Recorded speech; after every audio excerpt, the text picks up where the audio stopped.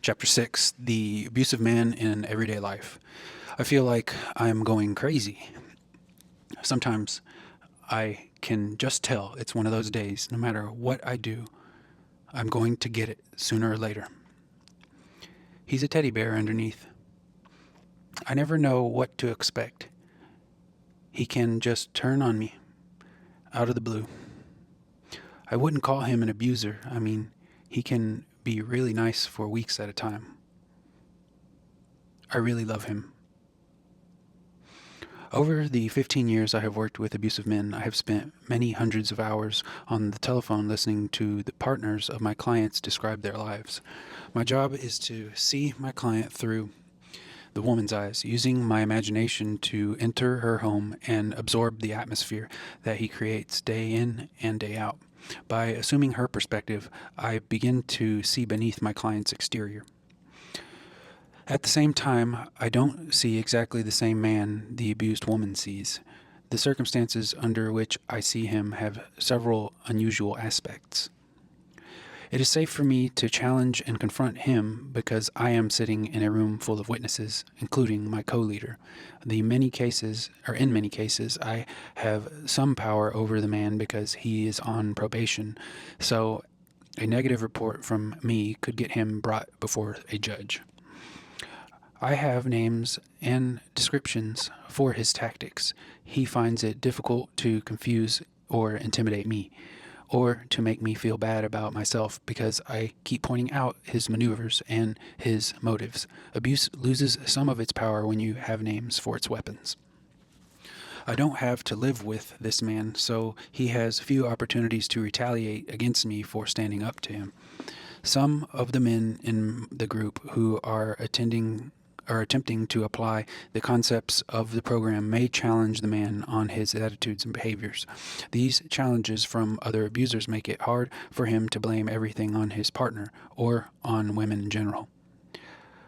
I also learn about a man from seeing his reactions to discussions in his group. For example, he tends to express disapproval of other clients whose abuse is different from his, because he considers anything he wouldn't do to be real abuse, and while tending to express sympathy for and support of any fellow abuser who employs the same tactics or justifications that he does, turns to me to say, but what do you expect the poor man to do given his circumstances? The abused woman and I thus try to form a team so that we can share our observations about the man and help each other to recognize patterns or dynamics. I am eager to learn from her about my client and at the same time eager to share with her any observations I have that might help her to protect herself or unravel what he is doing to her mind. One of the earliest lessons I learned from abused women is that to understand abuse, you can't look just at the explosions. You have to examine with equal care the spaces between the explosions. The dynamics of these periods tell us as much about the abuse as the rages or the thrown objects, as the disgusting name-calling or the jealous accusations. The abuser's thinking and behavior during the calmer periods are what cause his big eruptions that wound or frighten. In this chapter, we enter the mind of the abuser at various points in daily life to better understand what sparks his abusive actions. The abusive man in arguments. I will begin by examining in detail an argument between an abusive man and his partner, the kind that I hear about routinely from my clients and their partners. Jesse and B are walking along in their town. Jesse is sullen and clearly annoyed. B: what's going on with you? I don't understand what you're upset about. Jesse: I'm not upset. I just don't feel like talking right now. Why do you always have to read something into it? I can't just be a little bit quiet sometimes? Not everybody likes to talk all the time just because you do. B: I don't talk all the time. What do you mean by that? I just want to know what's bothering you. Jesse: I just finished telling you. Nothing's bothering me. And give me a break that you don't talk all the time. When we were having dinner with my brother and his wife, I couldn't believe how you went on and on about your stupid journalism class. You're 40 years old, for Christ's sake. The world isn't excited about your fantasies of being famous. Grow up a little. B. Fantasies of being famous? I'm trying to get a job, Jesse, because the travel agency jobs have all moved downtown. And I wasn't going on about it. They were interested. They were asking me a lot of questions about it. That's why we were on that subject for a while. Jesse, oh, yeah, they were real interested. They were being polite to you because you're so full of yourself. You're so naive that you can't even tell when you're being patronized. B, I don't believe this. That dinner was almost 2 weeks ago. Have you been brewing about it all this time? Jesse, I don't brew, B. You're the one that brews. You love to get us confused. I'll see you later. I'm really not in the mood for this shit. B, in the mood for what shit? I haven't done anything. You've had it in for me since I arrived to meet you. Jesse, you're yelling at me, B. You know I hate being yelled at. You need to get help. Your emotions just fly off the handle. I'll see you later. B, where are you going? Jesse, I'll walk home. Thank you. You can take the car. I'd rather be alone. B, it's going to take you more than half an hour to walk home, and it's freezing today. Jesse, oh, now suddenly you care about me so much? Up yours. Bye. Walks off. The lives of abused women are full of these kinds of exchanges. Jesse didn't call B any degrading names. He didn't yell. He didn't even hit her or threaten her. B will be in a tough spot when the time comes to explain to a friend how upset she is because Jesse's behavior is hard to describe. What can he say? What can she say? That he's sarcastic? That he holds on to things? That he's overly critical? A friend would respond, well, that sounds hard, but I wouldn't call it abuse. Yet, as Jessie walks away, V feels as if she has been slapped in the face. What's going on in this argument? We will look first at what Jesse is doing, then examine how his thinking works.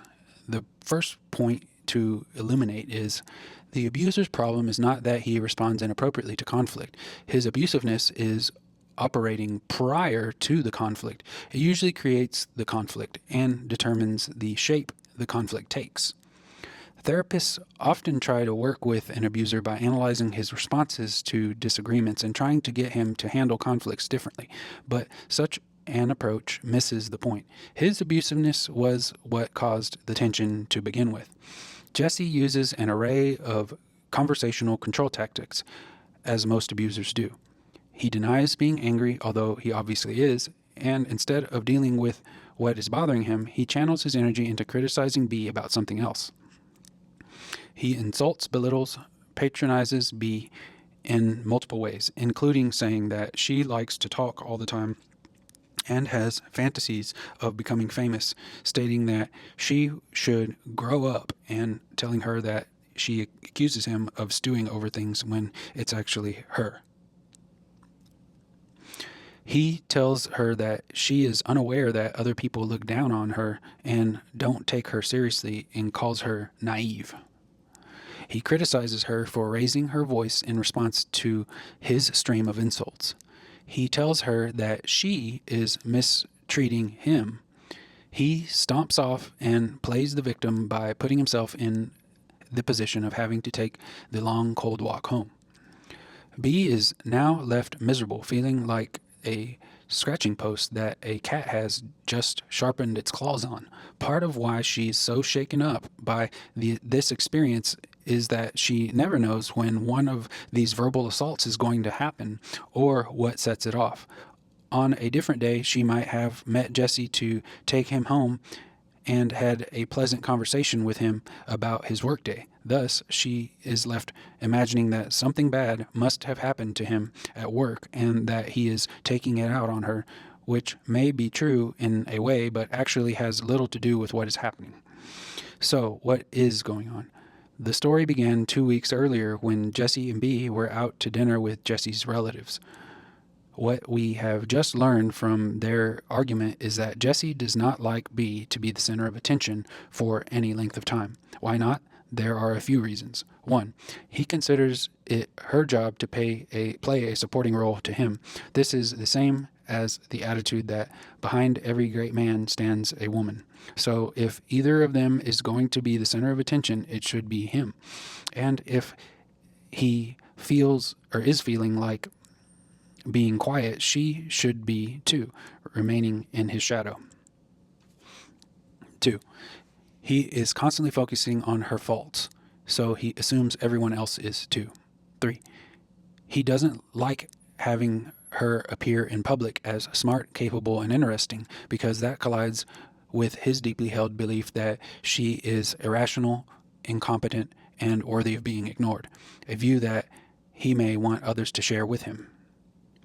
He is afraid on some level that if she gets enough support for her strengths, she will leave him, and he's quite likely correct.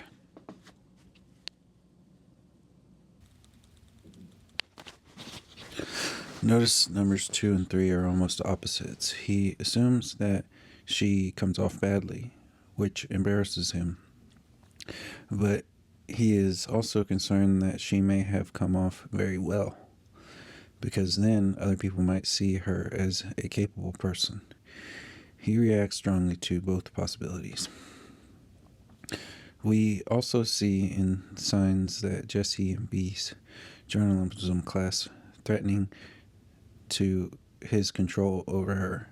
In fact, this is probably what he has been dwelling on most over the past 2 weeks, causing his grumpy mood. Abusive men are uncomfortable when they see signs of budding independence in their partners and often look for ways to undermine the woman's progress in the days ahead. Returning now to the day of the argument, we can see that Jesse launches into attributing many of his own characteristics to B, saying that she is full of herself, that she dwells on grievances, that she yells, that she doesn't care about him. This behavior in abusers is sometimes mistakenly referred to as projection, a psychological process through which people attribute their own fears or flaws to those around them. But as we saw in Chapter 3, the process through which an abuser turns reality on its head is not quite the same as projection. Jesse perceives B to be yelling because one of his core values is that she's not supposed to get angry with him, no matter what he does. He thinks she doesn't care about him because, in his mind, she can't care about him unless she cares only about him and not at all about herself or other people. He thinks she is full of herself because she sometimes gets excited about her own goals or activities when he believes she should be most excited about what he's doing.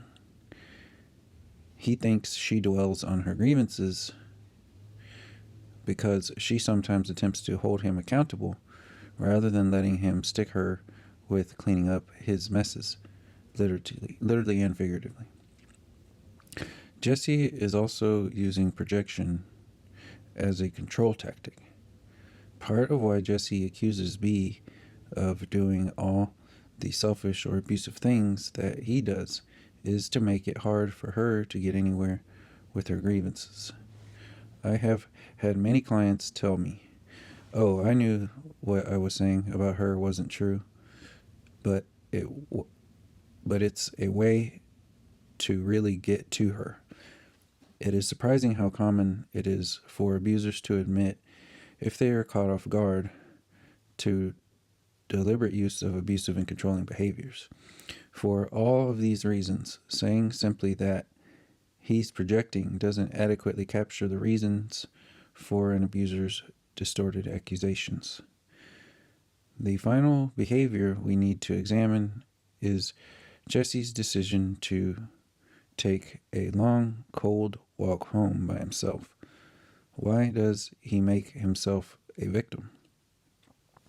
He's drawn to making B feel sorry for him so that his feelings can remain the center of attention, crowding hers out.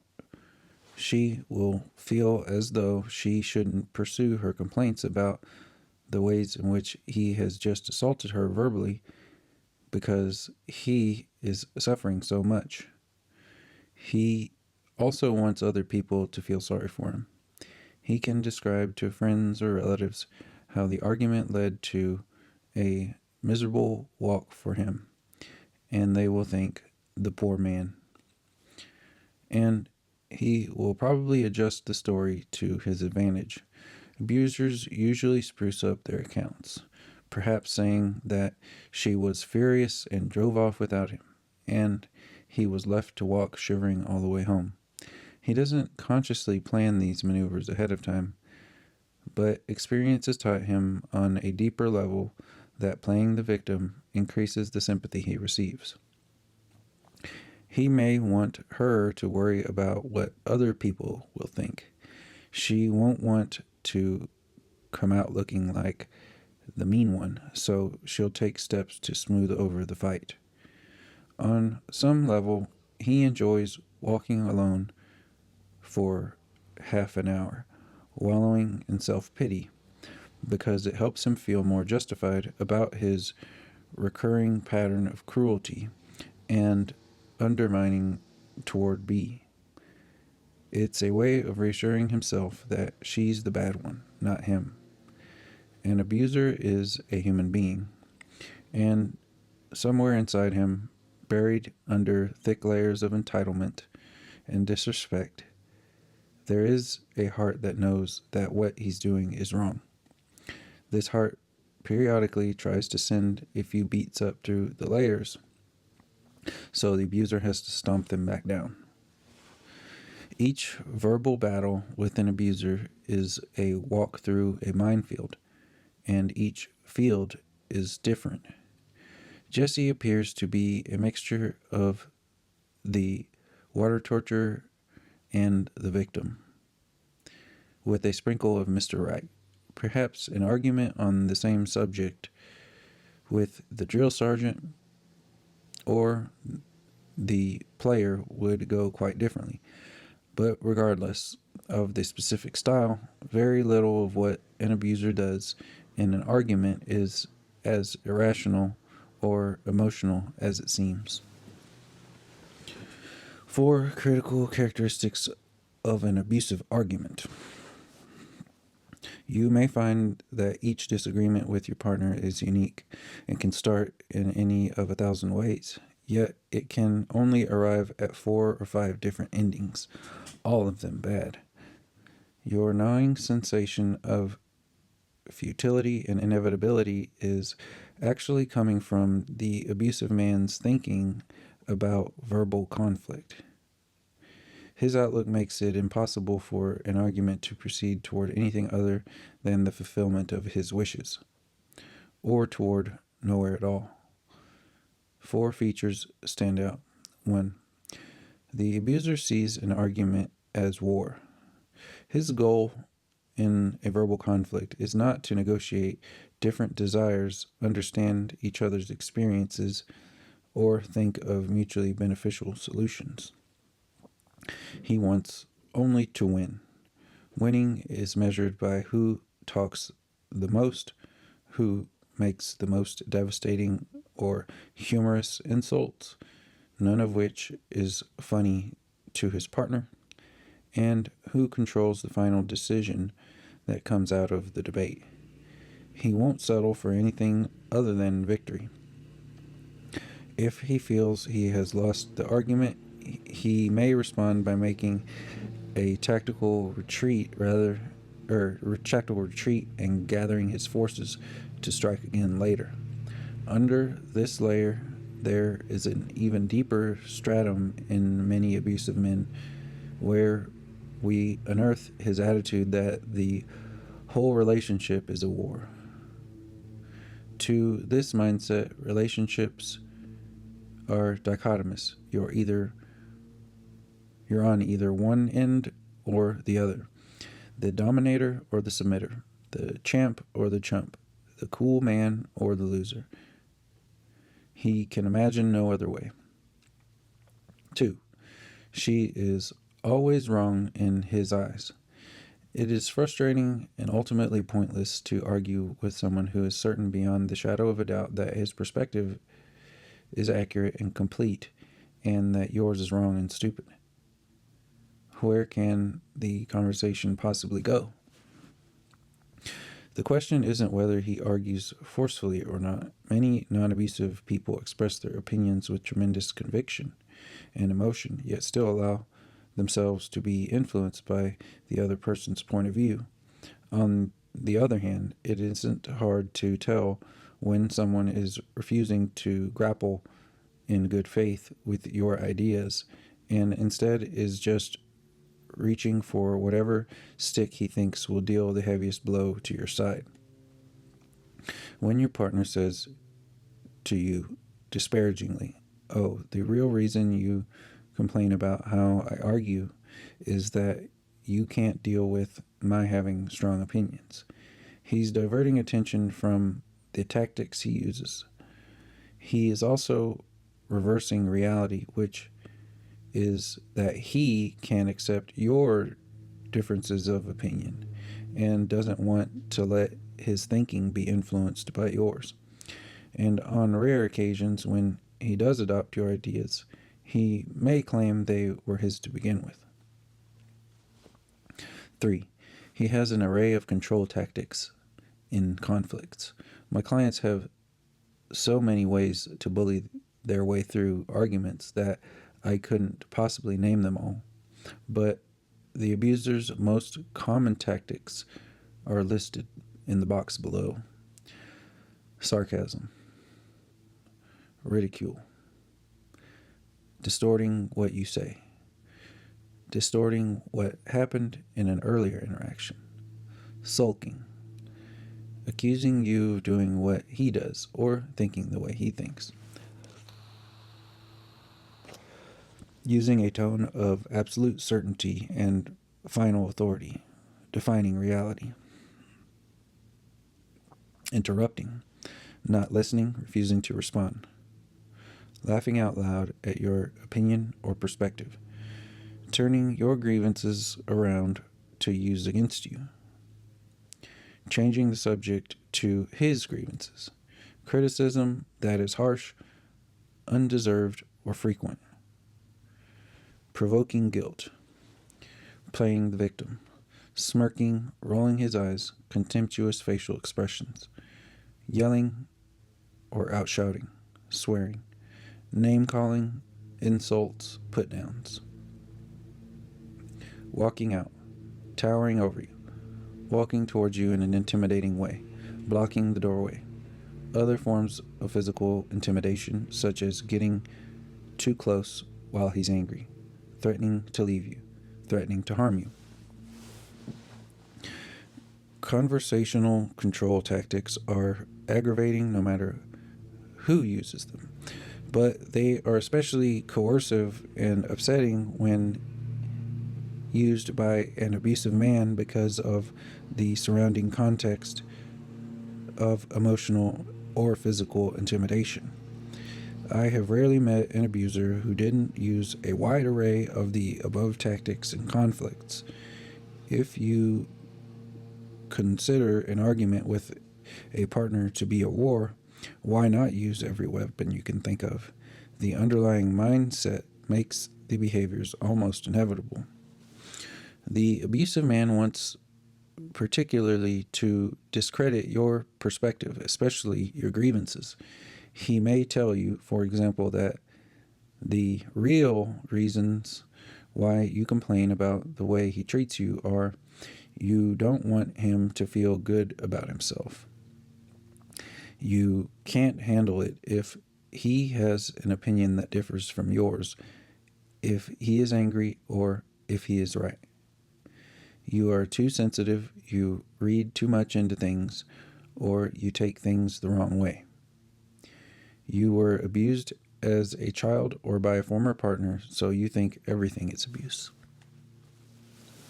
These are all strategies he uses to avoid having to think seriously about your grievances, because then he might be obligated to change his behaviors or attitudes.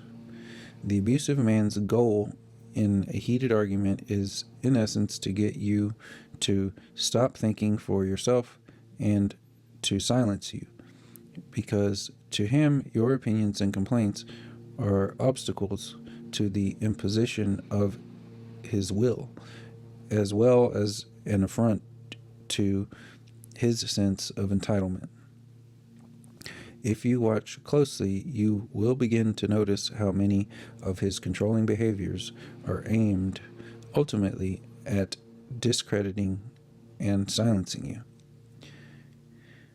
4. He makes sure to get his way by one means or another.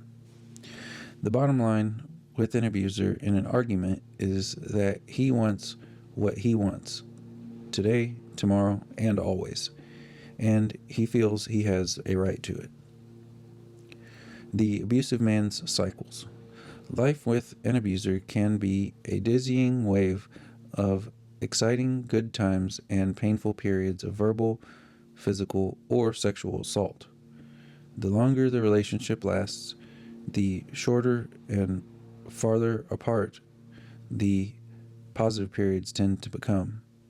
If you have been involved with an abusive partner for many years, the good periods may have stopped happening altogether, so that he is an unvarying source of misery. Periods of relative calm are followed by a few days or weeks in which the abuser becomes increasingly irritable. As his tension builds, it takes less and less to set him off on a tirade of insults. His excuses for not carrying his weight mount up, and his criticism and displeasure seem constant.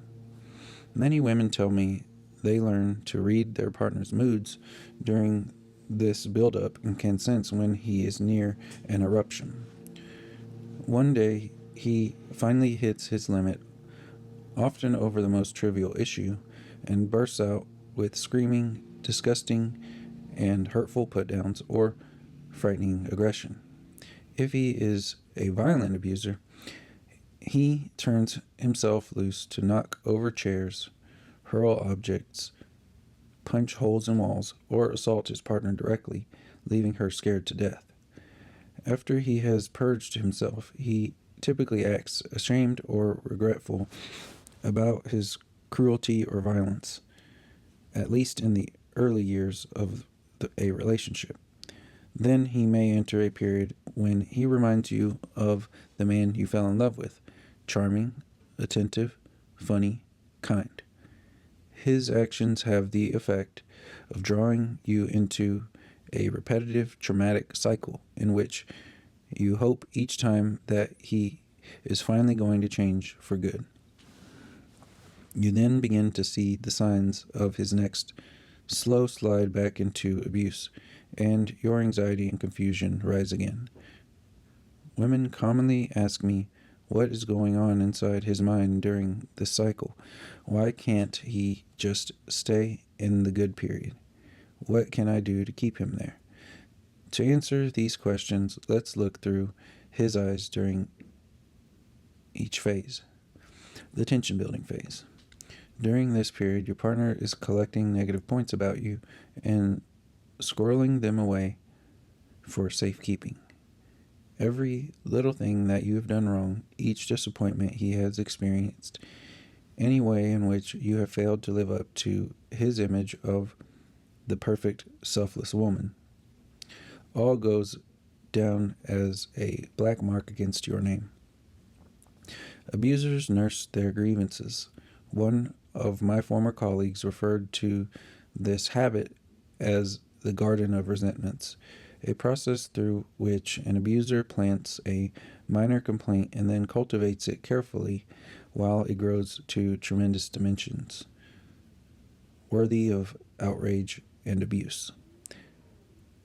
Jesse, for example, planted the dinner table conversation in the garden of resentments, and then harvested it 2 weeks later to throw in B's face, lumping it together with several other issues into one big ugly ball.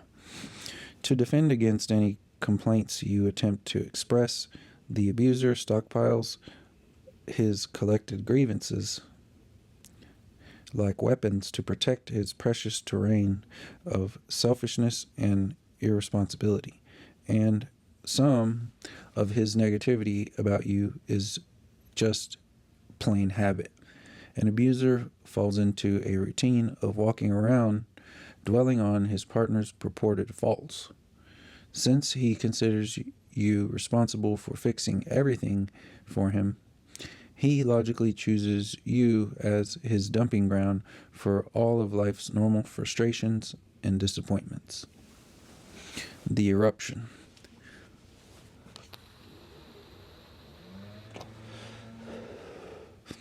The abusive man tends to mentally collect resentments toward you until he feels that you deserve a punishment. Once he's ready to blow, the tiniest spark will ignite him. Occasionally, an abused woman may decide to touch her partner off herself at this point, as scary as that is, because the fear of waiting to see what he will do and when he will do it is worse. The explosion of verbal or physical assault that results is horrible, but at least it's over. After he blows, the abuser absolves himself of guilt by thinking of himself as having lost control. The victim of his partner's provocations or his own intolerable pain. Whereas at other times he may say that men are stronger and less emotional than women, he now switches, saying, "There's only so much a man can take," or "She really hurt my feelings, and I couldn't help going off." He may consider women's emotional reactions, such as breaking into tears, contemptible, even when they hurt no one. But when a man has powerful emotions, even violence may be excusable. Some of my most tough guy clients unabashedly use their painful feelings to excuse their cruel behavior. The hearts and flowers stage. After the apologies are over, the abuser may enter a period of relative calm. He appears to have achieved a catharsis from opening up the bomb bays and raining abuse down on his partner. He feels rejuvenated and may speak the language of a fresh start or of steering the relationship in a new direction. Of course, there is nothing cathartic for his partner about being the target of his abuse. She feels worse with each cycle, but in the abuser's self-centered way, he thinks she should feel better now because he feels better. During this period, an abuser works to rebuild the bridge that his abusiveness just burned down. He wants to be back in his partner's good graces. He may want sex, and he seeks reassurance that she isn't going to leave him or expose him. Cards and gifts are common in this phase, hence the name Hearts and Flowers. The abusive man does not, however, want to look seriously at himself. He is merely looking to paste up some wallpaper to cover the holes he has made, figuratively or literally, and return to business as usual. The good period can't last because nothing has changed. His coercive habits, his double standards, his contempt are all still there. The cycle is repeated because there is no reason why it wouldn't be. Some abusive men don't follow a discernible cycle like the one I have just described. Your partner's abusive incidents may follow no pattern, so you can never guess what will happen next. I had clients who seemed almost to get a thrill out of their own unpredictability, which further increased their power. Random abuse can be particularly deleterious psychologically to you and your children. A closer look at the good periods. When an alcohol abuser goes a month or two without a drink, we say the person is on the wagon. The dry period is a break from the pattern and inspires some hope of a positive trend. But with partner abuse, the period when the man is being good, or at least not at his worst, are not really outside of his pattern. They are generally an integral aspect of his abusiveness, woven into the fabric of his thinking and behavior. What functions do the good periods play? They perform several, including the following. His spurts of kindness and generosity help him feel good about himself. He can persuade himself that you are the one who messed up because, look at me, I'm a great guy. You gradually feel warmer and more trusting toward him. The good periods are critical to hooking you back into the relationship, especially if he doesn't have another way to keep you from leaving, such as financial control or the threat of taking the children. While you are feeling more trusting, you expose more of your true feelings about different issues in your life, and you show him more caring, which creates vulnerability that he can use later to control you, though he probably doesn't consciously plan to do this.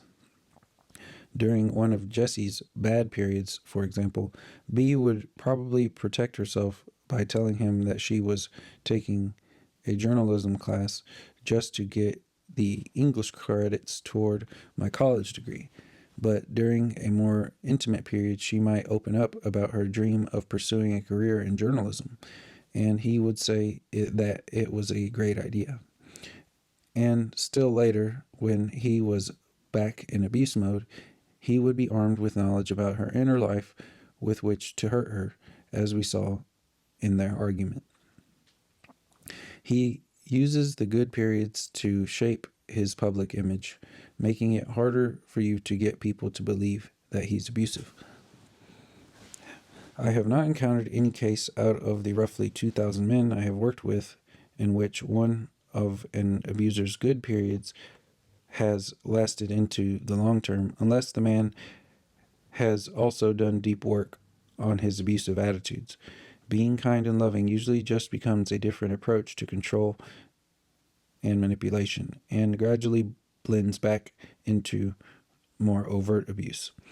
I recognize how painful or frightening it can be for an abused woman to accept this reality, because those times of kindness and the hope that comes with them can feel like all you have left to hold on to, given how much he has taken away from you. But illusions of change also keep you trapped and can increase your feelings of helplessness or disappointment when he returns to his old ways.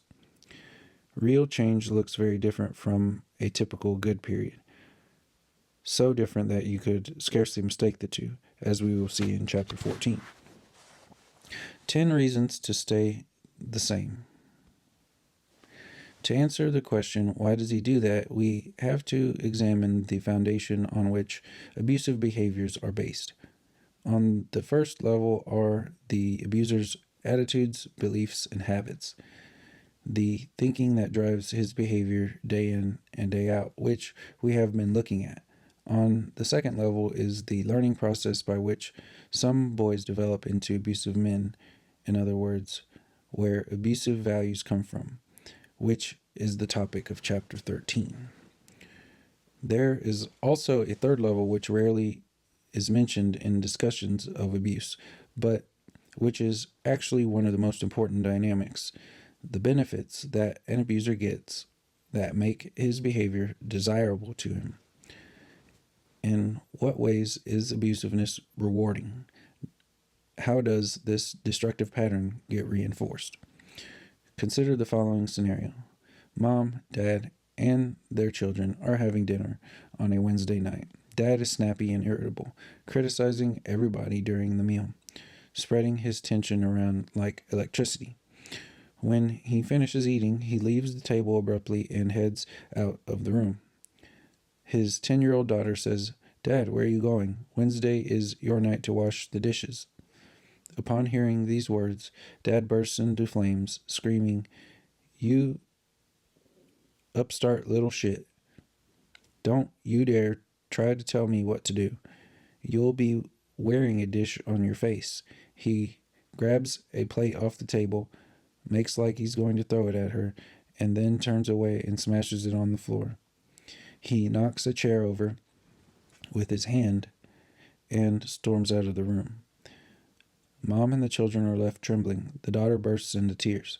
Dad reappears in the doorway and yells that she'd better shut up, so she chokes off her tears, which causes her to shake even more violently.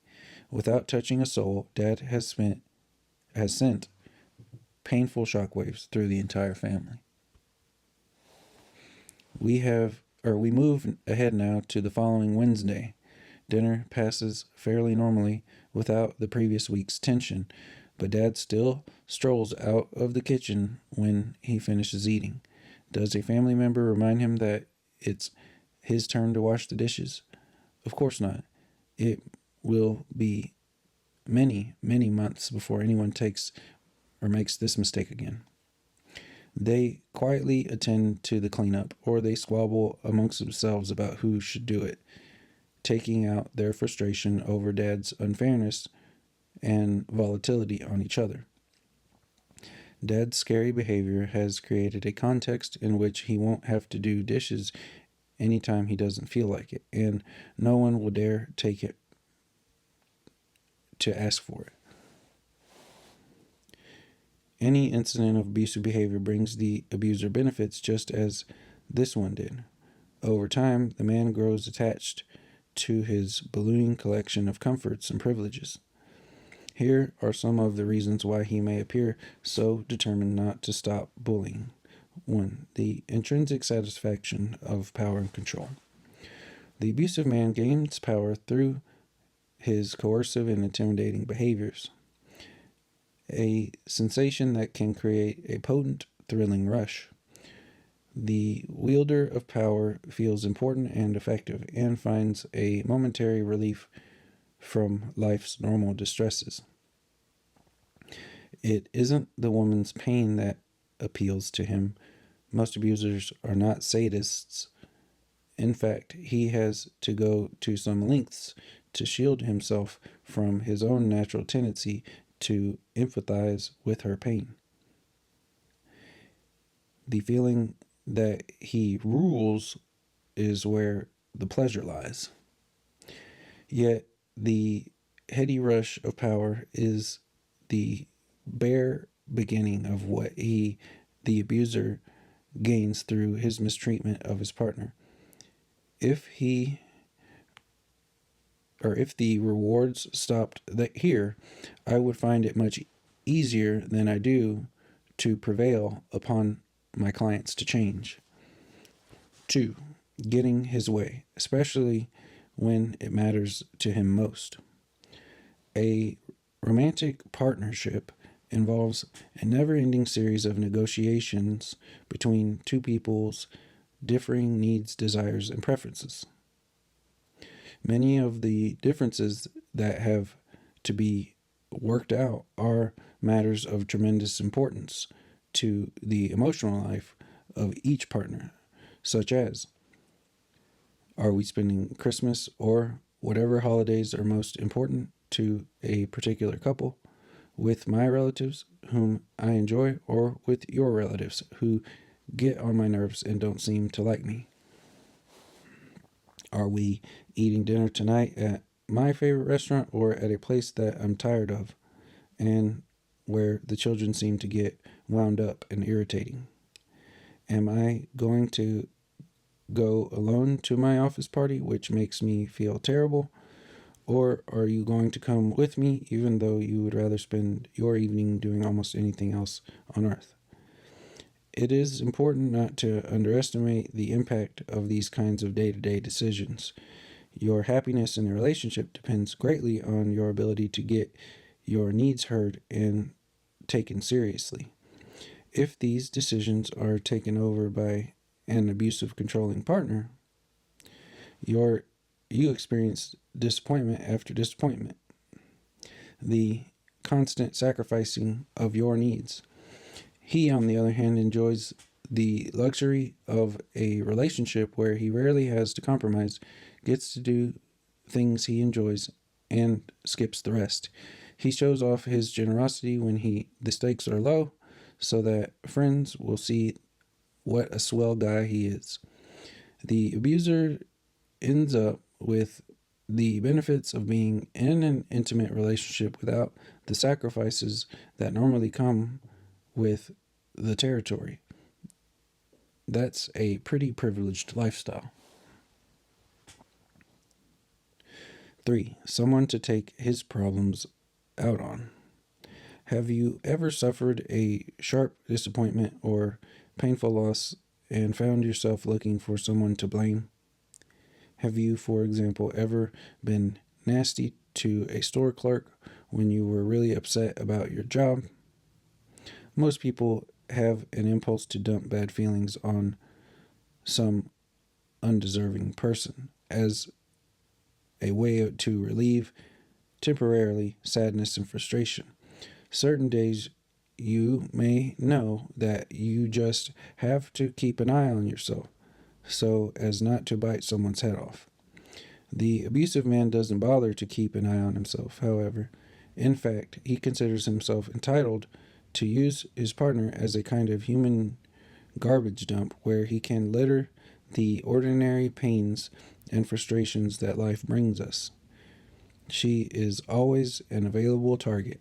She is easy to blame since no partner is perfect, and she can't prevent him from dumping because he will get even worse if she tries. His excuse when he jettisons his distresses onto her is that his life is unusually painful. An unacceptable realization, even if it were true, which it generally isn't. 4. Free labor from her, leisure and freedom for him. No abusive man does his share of the work in a relationship. He may take advantage of his partner's hard work, keeping the house, preparing the meals, caring for the children, and managing the myriad of details of life. Or, if he is one of the few abusers who carries his weight in these areas, then he exploits her emotionally instead, sucking her dry of attention, nurturing, and support, and returning only a trickle.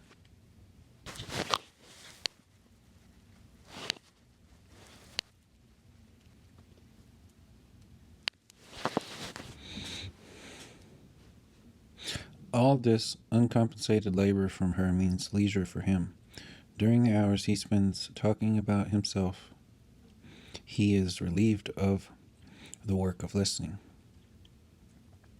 The long weekend days when she cares for the children are his opportunity to watch sports, go rock climbing, or write his novel.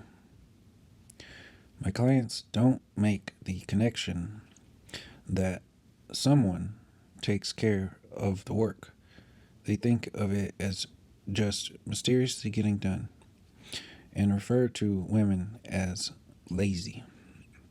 Yet on a deeper level, the abuser seems to realize how hard his partner works because he fights like hell not to have to share that burden. He is accustomed to his luxury and often talks exaggeratedly about his exhaustion to excuse staying on his rear end. Studies have shown that a majority of women feel that their male partners don't contribute fairly to household responsibilities. However, a woman whose partner is not abusive at least has the option to put her foot down about her workload and insist that the man pick up the slack. With an abusive man, however, if you put your foot down, he either ignores you or makes you pay. The abuser comes and goes as he pleases, meets or ignores his responsibilities at his whim, and skips anything he finds too unpleasant. In fact, some abusers are rarely home at all, using the house only as a base for periodic refueling. 5. Being the center of attention, with priority given to his needs.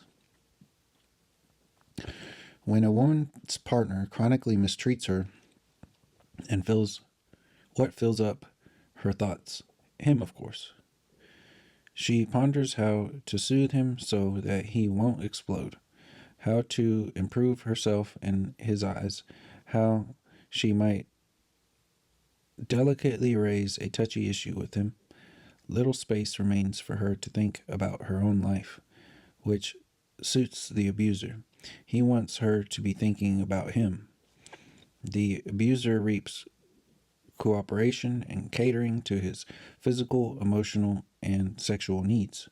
And if the couple has children, the entire family strives to enhance his good moods and fix his bad ones, in the hope that he won't start tearing pieces out of anyone. Consistently at the center of attention and getting his own way, the abuser can ensure that his emotional needs get met on his terms, a luxury he is loath to part with.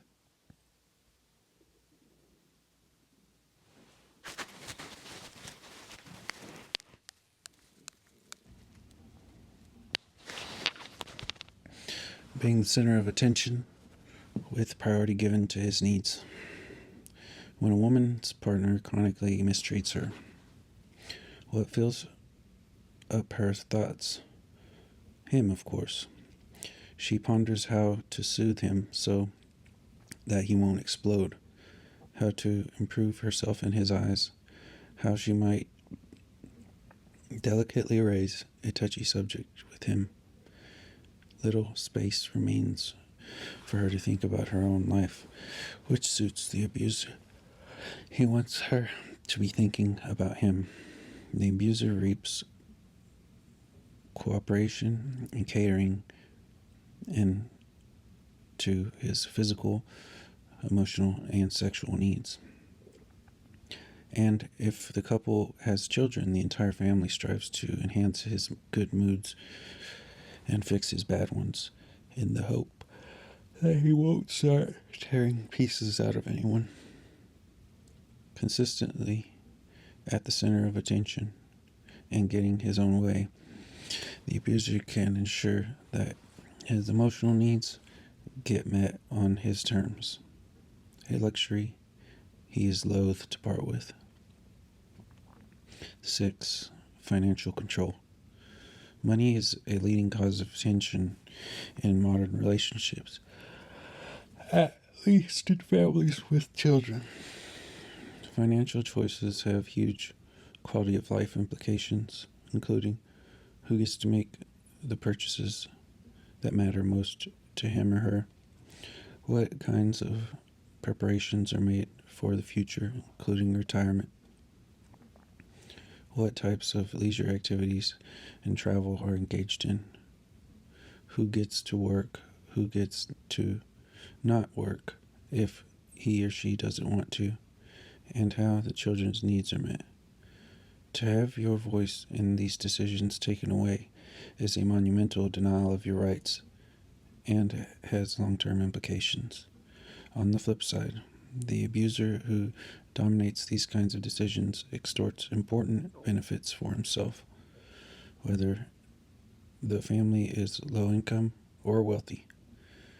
One of the most common tactics I hear about, for example, is that the abuser manages to finagle dealings so that his name is on his partner's belongings, such as her house or her car, along with or instead of her name. In fact, I have had clients whose abuse was almost entirely economically based and who managed to take many thousands of dollars away from their partners, either openly or through playing financial tricks. An abuser's history of economic exploitation tends to put him in a much better financial position than his partner if the relationship splits up. The imbalance makes it harder for her to leave him, especially if she has to find a way to support her children. He may also threaten to use economic advantage to hire a lawyer and pursue custody, one of the single most terrifying prospects that can face an abused woman. 7.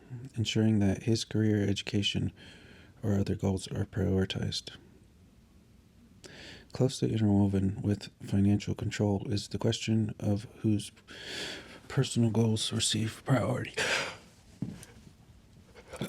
If the abuser needs to be out several evenings studying for a certificate that will improve his job advancement potential, he's going to do it. If a career opportunity for him involves moving to a new state, he is likely to ignore the impact of his decision on his partner. Her own goals may also advance at times, but only as long as they don't interfere with his. 8. Public status of partner and or father without the sacrifices. With his strong people-pleasing skills and his lively energy when under the public gaze, the abusive man is often thought of as an unusually fun and loving partner and sweet and committed dad. He soaks up the smiles and appreciation he receives from relatives, neighbors, and people in the street who are unaware of his behavior in private.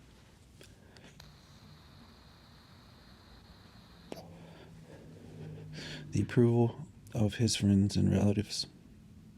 An abuser often chooses friends who are supportive of abusive attitudes. On top of that, he may come from an abusive family.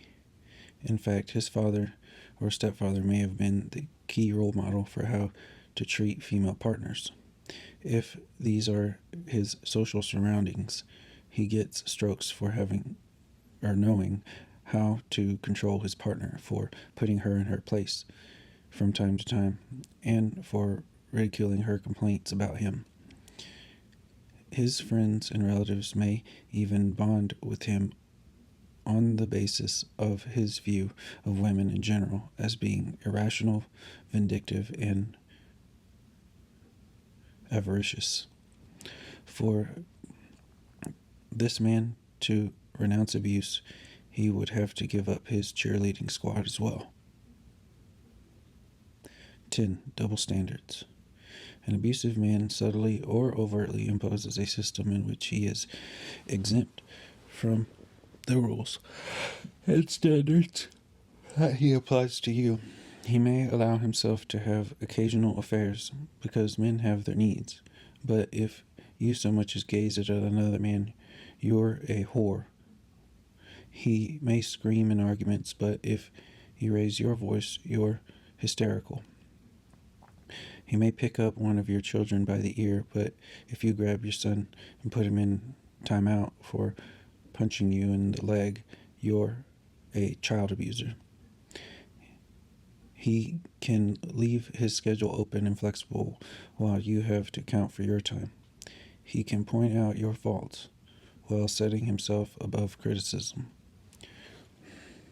so that he doesn't have to deal with your complaints or be confronted with the effects of his selfish and destructive actions. The abusive man has the privilege of living by a special set of criteria that were designed just for him. Glance back quickly over this impressive collection of privileges. Is it any wonder that abusive men are reluctant to change? The benefits of abuse are a major social secret, rarely mentioned anywhere. Why? Largely because abusers are specialists in distracting our attention. They don't want anyone to notice how well the system is working for them, and usually don't even want to admit it to themselves. If we caught on, we would stop feeling sorry for them and instead start holding them accountable for their actions. As long as we see abusers as victims or as out of control monsters, they will continue getting away with ruining lives. If we want abusers to change, we will have to require them to give up the luxury of exploitation. When you are left feeling hurt or confused after a confrontation with your controlling partner, ask yourself, what is he trying to get out of what he just did? What is the ultimate benefit to him? Thinking through these questions can help you clear your head and identify his tactics.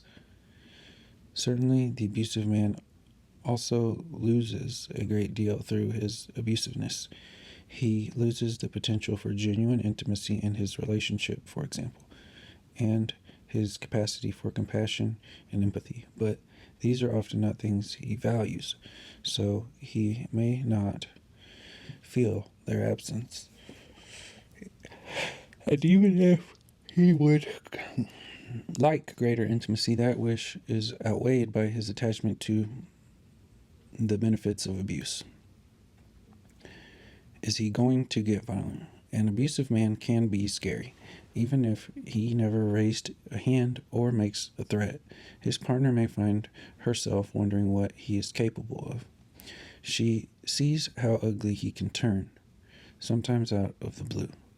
His desire to crush her emotionally is palpable at times. He sometimes tears into her verbally with a cruelty that she could never have imagined earlier in their relationship. When a man shows himself capable of viciousness, it is natural and, in fact, wise to wonder if he will go even further. Abused women ask me over and over again, do you think my partner could get violent? Am I overreacting?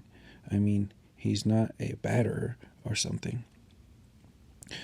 Before I take you through a list of points to consider in examining the issue, make a mental note of the following. Research indicates that a woman's intuitive sense of whether or not her partner will be violent toward her is a substantially more accurate predictor of future violence than any other warning sign. So listen closely to your inner voices above all.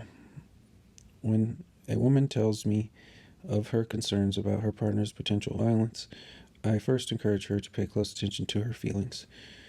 If he is scaring her, she should take her intuitive sense seriously, even if she doesn't believe his frightening behavior is intentional. Next, I want to learn more about what has already happened. Has he ever trapped you in a room and not let you out? Has he ever raised a fist as if he were going to hit you? Has he ever thrown an object that hit you or nearly did? Has he ever held you down or grabbed you to restrain you? Has he ever shoved, poked, or grabbed you? Has he ever threatened to hurt you? If the answer to any of these questions is yes, then we can stop wondering whether he'll ever be violent. He already has been. In more than half of the cases in which a woman tells me that her partner is verbally abusive, I discover that he is physically assaultive as well. It is critical to use common sense and legal definitions of what constitutes violence, not the abuser's definition. An abuser minimizes his behavior by comparing himself to men who are worse than he is, whom he thinks are of as real abusers. If he never threatens his partner, then to him, threats define real abuse. If he only threatens but never actually hits, then real abusers are those who hit. Any abuser hides behind his mental process. If he hits her but never punches her with a closed fist, if he punches her but she has never broken bones or been hospitalized, if he beats her up badly but afterwards he apologizes and drives her to the hospital himself, as several clients of mine have done, in the abuser's mind, his behavior is never truly violent. A related mental process reveals itself when a client says to me, as many do, I'm not like one of those guys who comes home and beats his wife for no reason. In other words, if he had an adequate justification, then it isn't violence. The abuser's thinking tends to wind its way inside the woman too, like a tapeworm. The partners of my clients say things to me such as, I really pushed him too far, or he's never hit me, he just shoves me sometimes.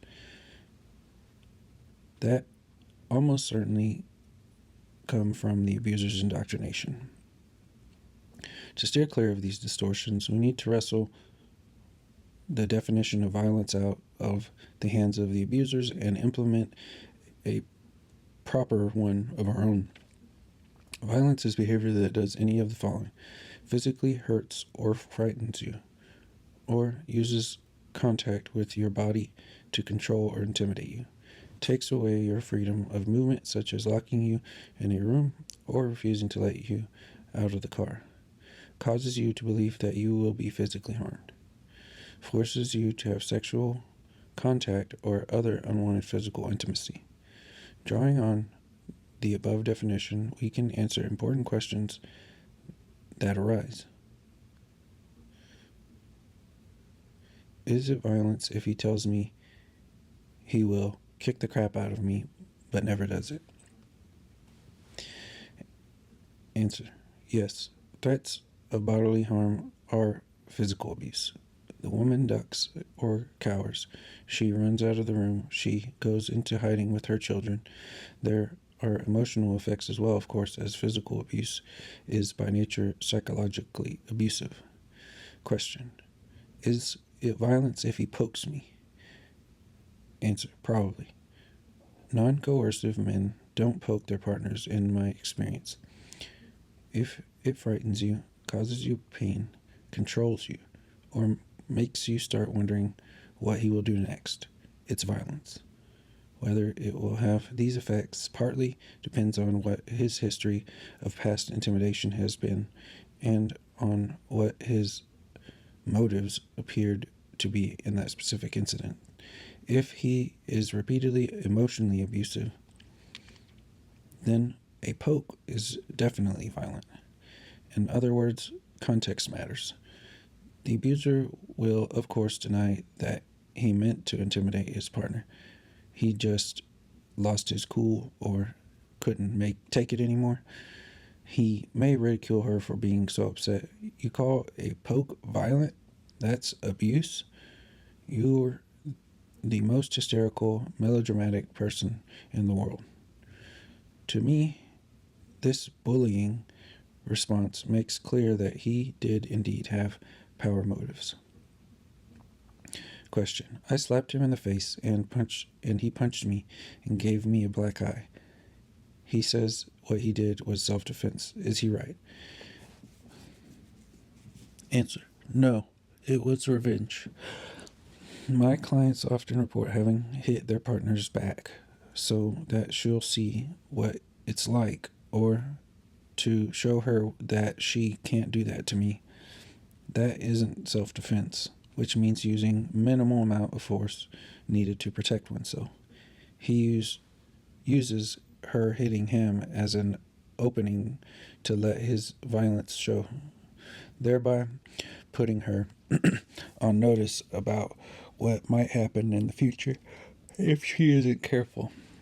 His payback is usually many times more injurious and intimidating than what she did to him, making his claims of self-defense even weaker. He believes that when he feels hurt by you, emotionally or physically, that gives him the right to do something far worse to you. Question: he says that I'm violent because I've slapped him or shoved him a couple of times. Is he right? Answer: if your actions do not harm, frighten, or control him, they wouldn't fit my definition of violence. He labels you as violent in order to shift the focus of what you do wrong, which will just lock you more tightly in his grip. However, I do recommend that you not assault him again, as he might seize on it as an excuse to injure you seriously.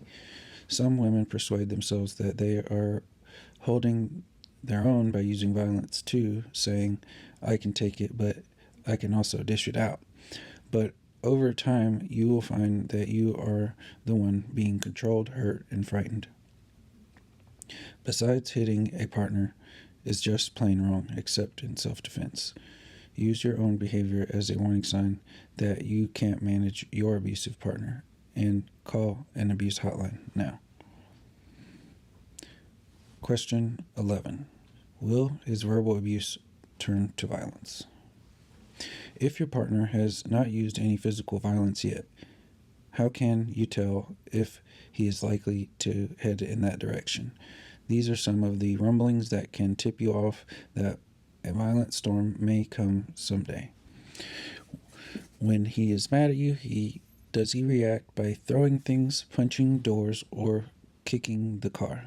Does he use violent gestures such as gnashing his teeth, ripping at his clothes, or swinging his arms around in the air to show his rage? Have you been frightened when he does those things? Is he willing to take responsibility for those behaviors and agree to stop them? Or does he justify them angrily? Can he hear you when you say that those behaviors frighten you? Or does he throw the subject back on you, saying that you caused his behavior? So it's your own problem if you're scared. Does he attempt to use scary behaviors as bargaining chips, such as saying he won't punch walls if you will stop going out with your friends? Does he deny that he even engaged in scary behaviors, such as claiming that a broken door was caused by somebody else, or that you are making up or exaggerating what happened? Does he ever make veiled threats such as, you don't want to see me mad, or you don't know who you're messing with? Is he severely verbally abusive? Research studies indicate that the best behavioral predictor of which men will become violent to their partners is the level of their verbal abuse. Although these questions can help you determine the degree of your partner's tendency to violence, it is important to contact a program for abused women regardless of your answers. The fact that you are even considering his potential for violence means that something is seriously wrong. If your partner is hurting or scaring you, consider seeking legal protection. In many states, for example, you can seek a restraining order even if your partner has never hit or sexually assaulted you, as long as he has put you in fear. Some states offer a woman the option of obtaining an order that allows the man to continue residing in the home, but forbids him from behaving in frightening ways. Some approaches to assessing how dangerous your partner may be are covered in the Leaving an Abuser Safely section in Chapter 9. The advantages and disadvantages of taking legal steps are discussed in Should I Get a Restraining Order in Chapter 12.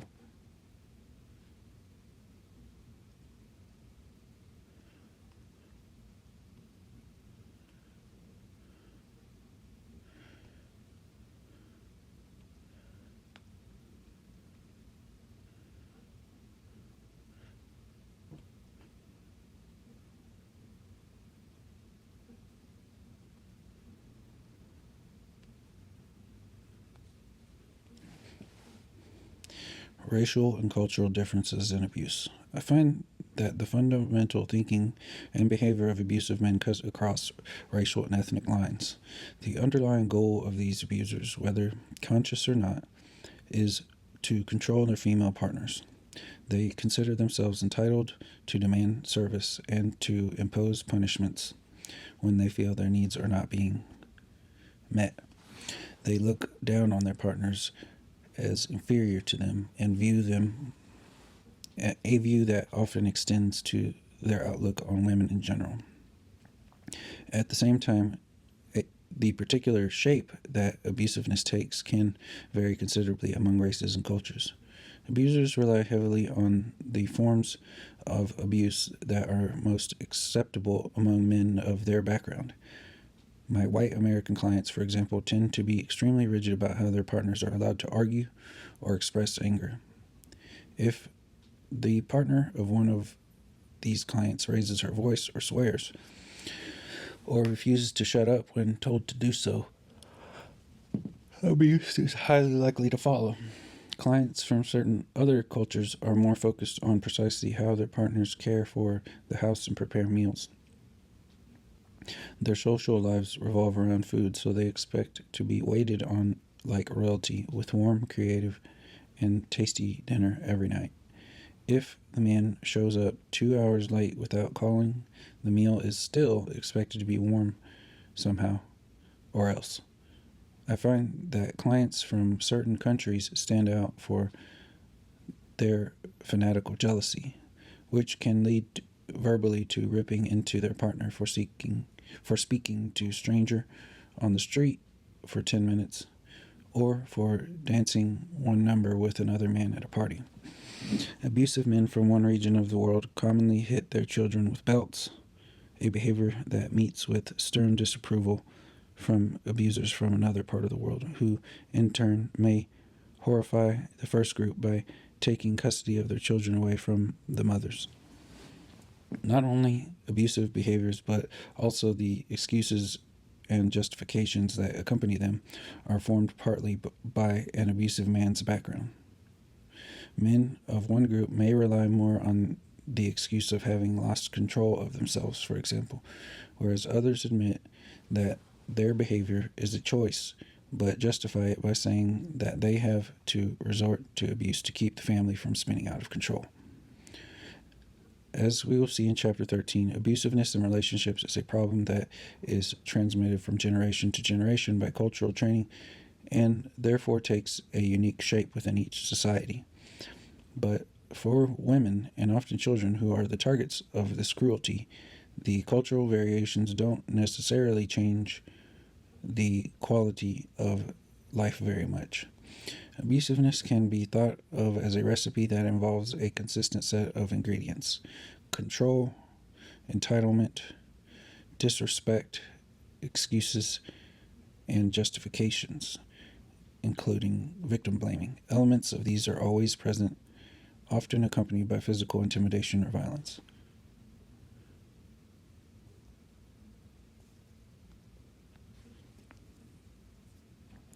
Abusive men tend to use little more of one ingredient and a little less of another, substituting different tactics and excuses depending on their culture, allowing their partners certain rights and taking away others. But despite the variations, the flavor of abuse remains pretty much the same. Abusers, and therefore their abused partners, have a tremendous amount in common across national and racial lines. Is abuse of women acceptable in some cultures? I commonly run into the misconception that men from some national or ethnic groups behave much more abusively towards women than those of the mainstream of the United States and Canada.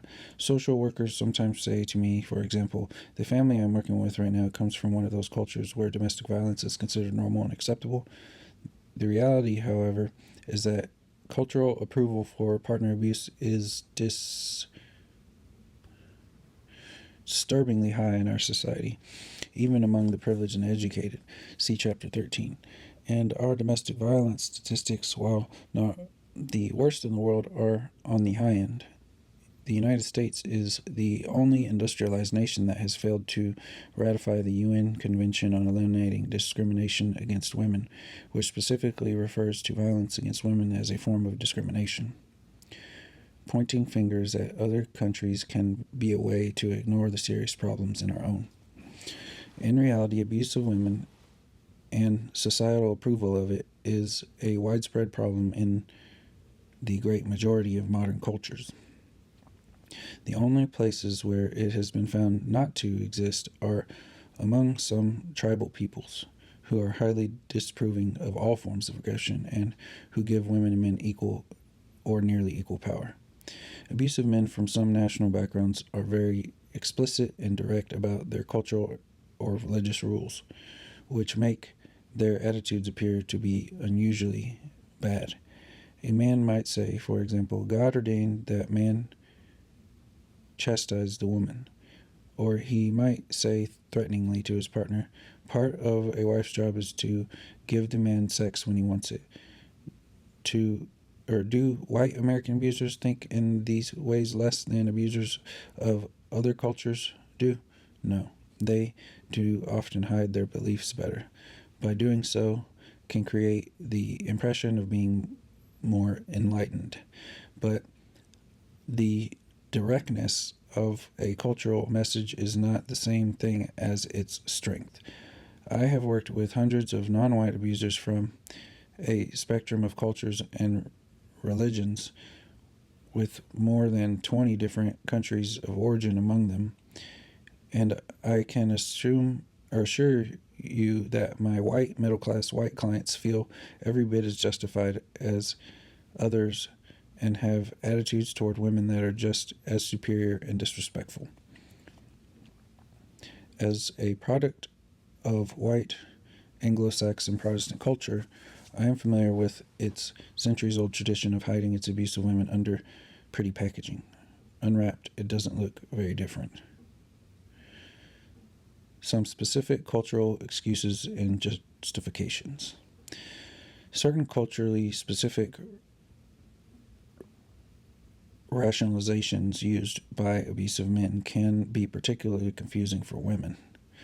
For example, I find it fairly common for an abusive man of color to believe that the racial discrimination he has faced in his life excuses his mistreatment of his partner. If you complain to him that he is abusing you, he may accuse you of betraying him as a man of color, saying that you are siding with the white culture that has already torn him down so much. Because racism does remain a harsh reality, he may succeed in making you feel guilty for criticizing him for trying to leave him. If your background is the same as his, he applies a double standard of racial solidarity. In his mind, he isn't betraying his racial group, even though he is abusing a woman of color, yet he considers you disloyal when you complain of his treatment or denounce him. He's got reality turned around backward. The one who is betraying solidarity is him. I have also had dozens of clients over the years who belong to fundamentalist religious groups, usually Christian or Islamic fundamentalist or Orthodox Judaic. Abusive men from these groups tend to openly espouse a system in which women have next to no rights, and a man is entitled to be the unquestioned ruler of the home. To make matters worse, these religious sects have greatly increased their political power around the globe over the past 2 decades. As a case in point, consider the growing influence of Christian fundamentalism in the United States. Women who live within these religious groups may feel especially trapped by abuse, since their resistance to domination is likely to be viewed as evil, and surrounding community may support or even revere the abuser. Christian women living with abuse can find excellent guidance in keeping the faith by Maureen Fortune. See resources. Some of my African American clients claim that black women are too tough to abuse, and they may even claim to be victims of the women's violence. This claim is sometimes accompanied by descriptions of the black families as matriarchal or female dominated. These exaggerations of cultural differences serve up to cover up the fact that, according to the latest U.S. statistics, African American women are abused at roughly the same rate as white women. It is true, in my experience, that black women sometimes fight back more than white women against a physically violent abuser, though many white women fight back also, but they don't come out any less injured, frightened, or controlled. Finally, men of some tribal cultures develop abusive behaviors toward women after they have had extensive contact with modern societies for the first time. Tribal women have sometimes reported, for example, that when television came to their geographic areas, domestic violence came with it, as their men began to learn the violent and male-dominant attitudes that characterize so much of modern culture. The tribal man thus may justify his abusiveness in terms of progress and moving into the mainstream, linking his ridicule of his partner to disparaging the overall tribal way of life. Though some do the opposite, falsely claiming that tradition supports their oppressive behavior. While I have focused here on cultural differences and similarities among abusive men, there is another situation in which race and culture are very important to abuse. When the abuser is white, American, or Canadian, but his partner is of color or an immigrant, the abuser in such a relationship tends to use racism as an additional tactic to insult and control his partner. Women of color who have white abusers can face considerable bias from police, courts, or child protective services. Some specific resources for abused women of color, regardless of the race of the abusive man, are listed in the back of this book.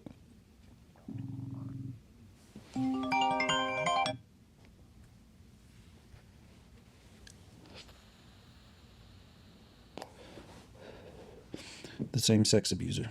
Although most abusers are male and most abused partners are female, the reason for this lopsided pictures are social, not biological. Women sometimes abuse their lesbian partners, and men may be abused by their gay partners. The thinking that drives the behavior of lesbian and gay male abusers largely follows the patterns we have been examining. While it is true that some justifications used by heterosexual male abusers are not available to the gay or lesbian abuser, such as, I have a right to rule over you because I'm the man and you're the woman, the same-sex abuser replaces these with others that can be as powerful. The abused lesbian or gay man, therefore, can get as badly ensnarled as a straight woman. First, let's look at some of the things the same-sex abuser can't do as easily. I am going to call the abuser she.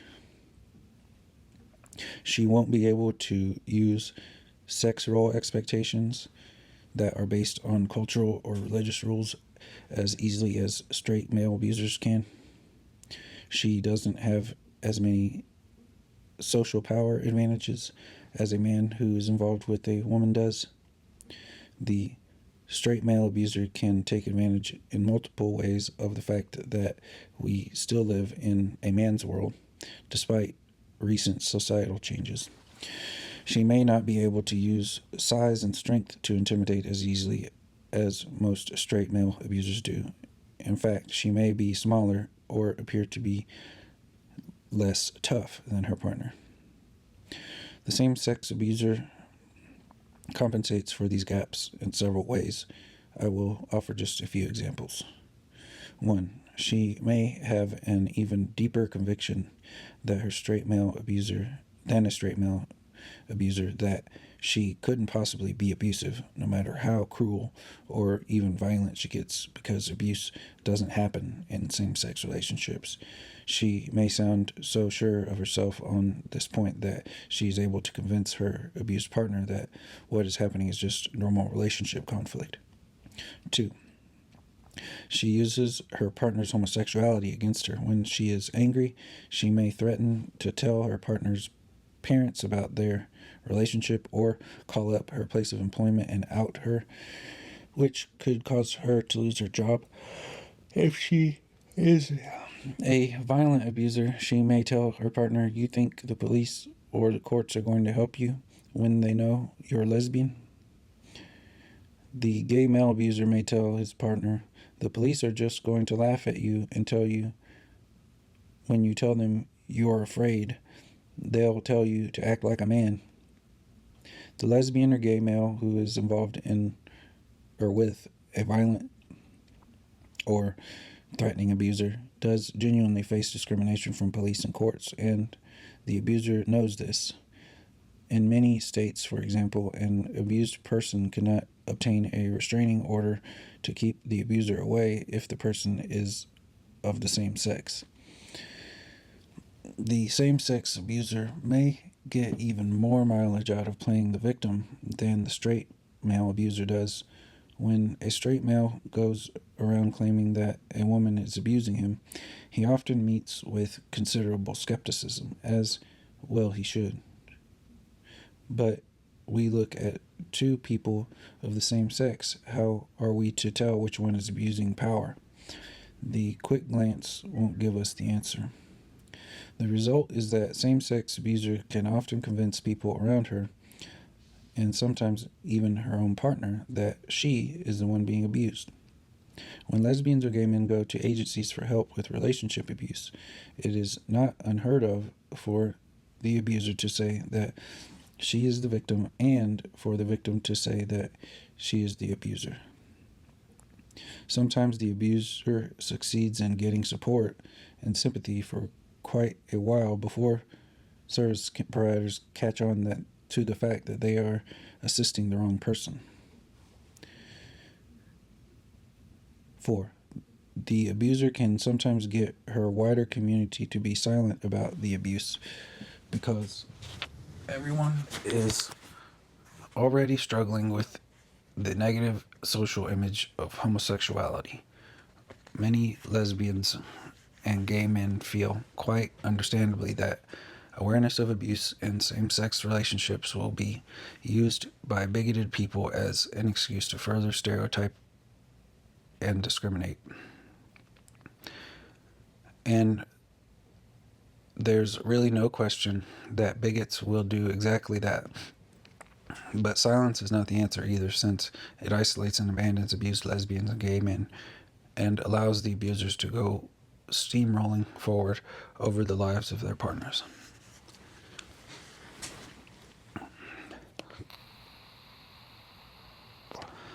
The same-sex abuser may have had an extremely difficult life, and she may feel that anyone who labels her abusive is being unfair to her given what she has gone through.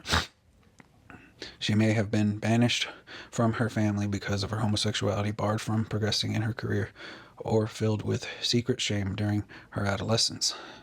People in her social circle may have gone through similar trials and thus feel an instant sympathy for her excuses. But non-abusive lesbians and gay men have also endured oppressive experiences because of their sexuality. Same-sex abusers, like straight male abusers, seize any excuse they can absolve themselves of responsibility for their actions and to elicit sympathy. Ultimately, the thinking and actions of lesbian and gay male abusers are more similar than different from those of other abusers. Later on, when we explore the social roots of abusiveness, it will become clear why all abusers follow more or less the same template. Key points to remember. For the most part, an abusive man uses verbally aggressive tactics in an argument to discredit your statements and silence you. In short, he wants to avoid having to deal seriously with your perspective in the conflict. Arguments that seem to spin out of control for no reason are actually usually being used by the abusive man to achieve certain goals, although he may not always be conscious of his own motives. His actions and statements make far more sense than they appear to. An abusive man's good periods are an important and integrated aspect of his abuse, not something separate from it. Abusive men find abusiveness rewarding. The privileged position they gain is a central reason for their reluctance to change. Abusive men tend to be happy only when everything is in the relationship is proceeding on their terms. This is a major reason for severe mood swings that they so often exhibit from day to day. Violence is not just punches and slaps. It is anything that puts you in physical fear or that uses your body to control you.